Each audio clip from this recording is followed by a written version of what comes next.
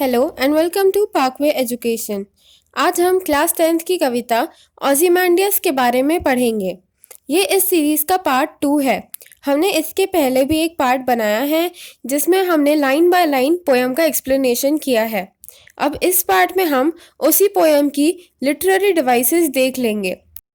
तो आइए चालू करते हैं सबसे इजी डिवाइस से, जो कि है alliteration. Alliteration is the repetition of the same consonant sounds in the same lines of the poetry, such as the use of C in cold command, the sound of B in boundless and bare, and sound of L in lone and level.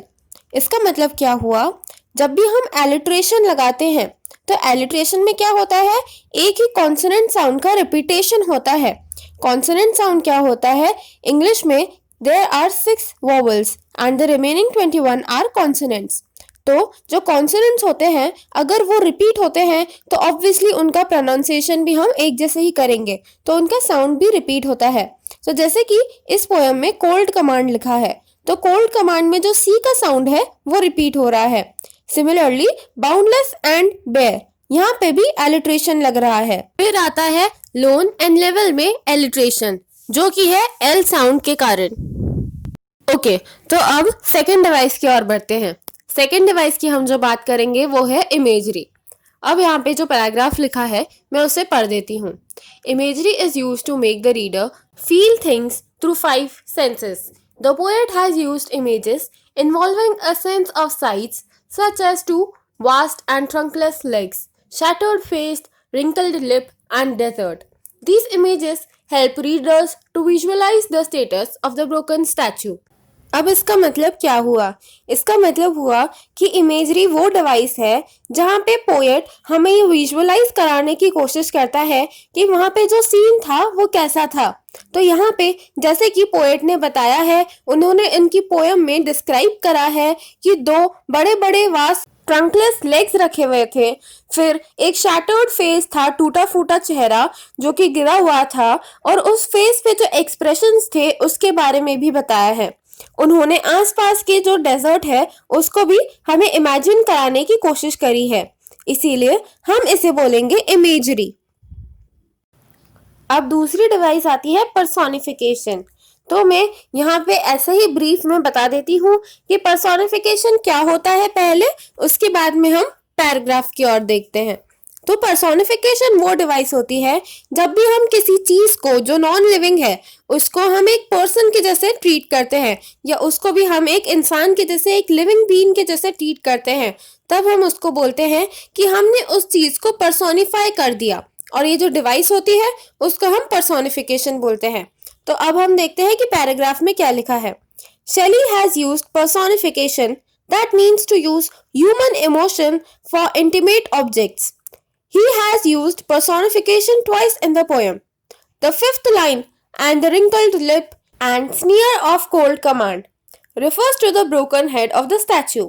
However, the lifeless statue, Ozymandias, is referred to as real person.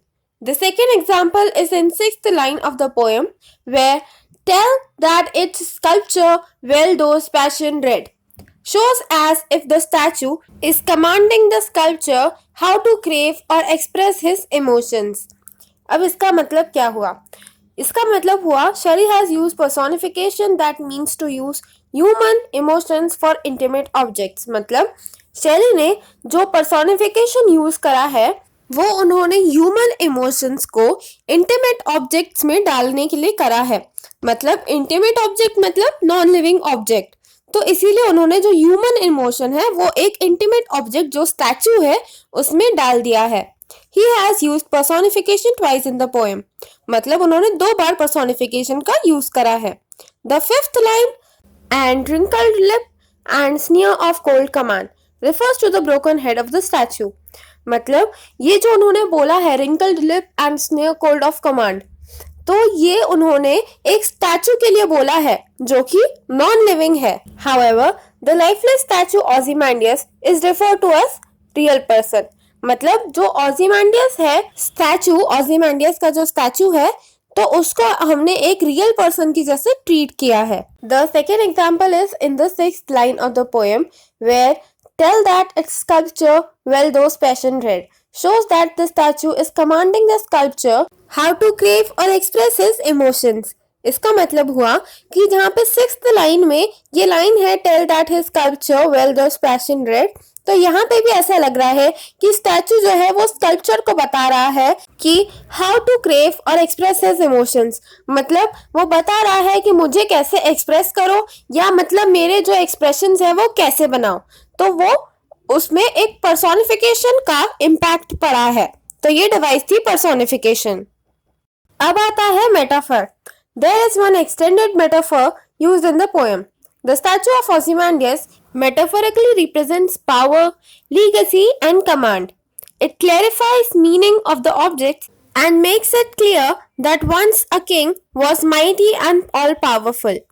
It also shows that the sand has eroded an actual shape representing the destructive power of time.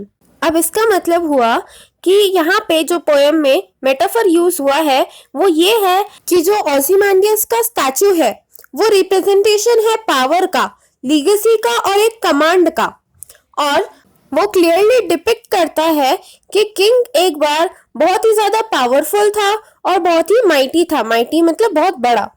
तो ये सारी चीजें जो है वो statue clarify करता है। पर अब का जो टाइम है तब ये स्टैचू ये भी रिप्रेजेंट करता है कि जो किंग की पावर थी या जो भी था वो सब टाइम के साथ में इरोड होते चले गए हैं और अब कुछ भी नहीं बचा है। तो स्टैचू यहाँ पे दो चीजें रिप्रेजेंट कर रहा है। क्या क्या? एक तो ये भी कि किंग बहुत ही पावरफुल था और दूसरी ही तरफ वो ये भी बताना चाह रहा है कि किंग के पास अब पावर नहीं बची। तो जब ऐसी कोई सिचुएशन आती है जो बिल्कुल ही अपोजिट चीजें हैं तो तब हम बोलते हैं कि यहाँ पे एक मेटाफर यूज करा गया है। वो ये भी बता रहा है वो भी बता रहा है, इसीलिए इस डिवाइस को हम बोलते हैं मेटाफर। अब नेक्स्ट पोएटिक डिवाइस है आयरनी। तो आयरनी क्या होता है? Irony is a figure of speech used to present opposite meanings of the word. Ozymandias' description presents him as almighty, great and fierce king, but in reality there is nothing but broken, lifeless statue. तो irony मतलब क्या है कि irony वो बोल तो कुछ और रहा है पर असलियत में कुछ और ही मतलब है उसका। तब हम बोलते हैं कि यहाँ पे irony figure of speech use करा गया है। मतलब हम इसे सरकास्टिक वे में बोल रहे हैं ऐसा भी बोल सकते हैं कि मतलब कुछ और है पर वो बोल किसी और वे में रहा है। तो आयरनी क्या होता है? एक फिगर ऑफ स्पीच होता है। जैसे कि यहाँ पे पोएम में ओzymandias का जो डिस्क्रिप्शन करा गया है वो तो ये बता रहा है कि वो किंग जो है वो बहुत ही ग्रेट था, फियर्स था। फियर्स मतलब बहुत ही बहादुर, और पर रियलिटी कुछ और ही है। यहाँ पे तो ऐसा कुछ दिख नहीं रहा है। जो पूरा उसका एम्पायर था वो एक डेजर्ट में कन्वर्ट हो चुका है, और ओzymandias जितना ही बहादुर था अब उसका स्टैचू उतना बहादुर तो नहीं दिख रहा है, उल्टा वो तो ब्रोकन है और लाइफलेस स्टैचू बन के रह गया है। तो यही चीज है जो हम आयरनी बोलते हैं जिसको। तो यहाँ पे ये फिगर ऑफ स्पीच हुई हमारी आयरनी। अब हम तीन थोड़ी सी अलग फिगर्स ऑफ स्पीच पढ़ लेते हैं। कुछ कुछ स्कूलों में ये कराते हैं और कुछ कुछ स्कूलों में ये नहीं कराते हैं। वैसे ये तो थोड़े हाई लेवल की बातें हैं, पर अगर आपको एक बार में समझ में आ जाए तो ठीक है, वरना अभी आपको टाइम वेस्ट करने की जरूरत नहीं है। तो पहली फिगर ऑफ स्पीच है इंजाममेंट। The term enjambment refers to the lines that end without any punctuation marks. Shelley has used enjambments in the 2nd and 6th line of the poem, where it started, who said to vast and trunkless legs of stone, and tells its sculpture well those passions read. मतलब इसका कुछ नहीं है, बस ये बहुत ही simple सा है, थोड़ा वियर्ड है बट सिंपल है कि जब भी हम बिना पंक्चुएशन मार्क लगाए कोई भी एक लाइन एंड कर देते हैं तब हम उसे बोलते हैं कि यहाँ पे इंजाममेंट हुआ है। तो यहाँ पे ऐसी दो लाइंस है, एक 2nd लाइन और एक 6th लाइन, तो यहाँ पे इंजाममेंट यूज हुआ है।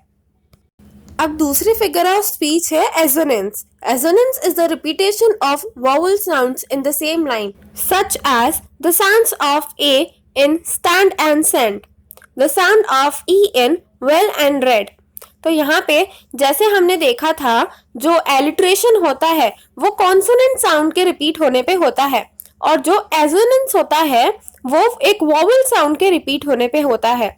तो जैसे यहाँ पे स्टैंड एंड सैंड है, तो यहाँ पे ए का जो साउंड है वो रिपीट हो रहा है, तो इसीलिए यहाँ पे सैंड और स्टैंड में एजोनेंस लगा है। सिमिलरली जो वेल एंड रेड है, तो उसमें जो ई का साउंड है वो सेकेंड प्लेस पे रिपीट हो रहा है, तो इसीलिए हम बोलेंगे कि यहाँ पे भी एसोनेंस लगा है।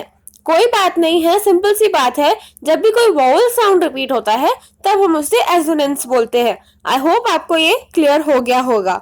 अब हम नेक्स्ट स्पीच देख लेते हैं। अब आता है consonance. Consonance is the repetition of consonant sounds such as S in half sung a shattered visage lies। तो अब यहाँ पे जैसे एसोनेंस में वोवेल साउंड्स रिपीट हो रहे थे, अब यहाँ पे कॉन्सोनेंट्स में कॉन्सोनेंट साउंड्स रिपीट हो रहे हैं। तो इसीलिए यहाँ पे जैसे एक लाइन दी गई है, half sung a shattered visage lies whose frown, तो यहाँ पे जो एस साउंड है sunk और shattered का वो रिपीट हो रहा है, तो इसीलिए यहाँ पे हम बोलेंगे कि कॉन्सोनेंस हो रहा है। Concluding the literary devices, it can be stated that on one hand, these literary devices are provided uniqueness to the text, and on the other hand, they have opened up new vistas for interpretations. Moreover, Shelley has explored many contemporary issues under these literary devices. मतलब यहाँ पे हम conclude करते हैं कि ये जो literary devices use करी गई हैं, इन्होंने एक अलग ही एक्सप्लेनेशन दिया है उनकी पोएम को, और जो वो बोलना चाहते हैं उसे और अच्छे से और क्लियरली बताने में हेल्प करी है। और इसी के साथ अब हम हमारा ये वीडियो एंड करते हैं। आई होप आपको सब कुछ समझ में आया होगा। अगर आपको कोई डाउट हो तो हमसे कमेंट सेक्शन में ज़रूर पूछ लेना, और हमारे चैनल पार्कवे एजुकेशन को सब्सक्राइब भी ज़रूर कर देना। अगर आपको ये वीडियो अच्छी लगी हो तो लाइक, शेयर और कमेंट भी कर देना। Thank you so much for watching this video till the end.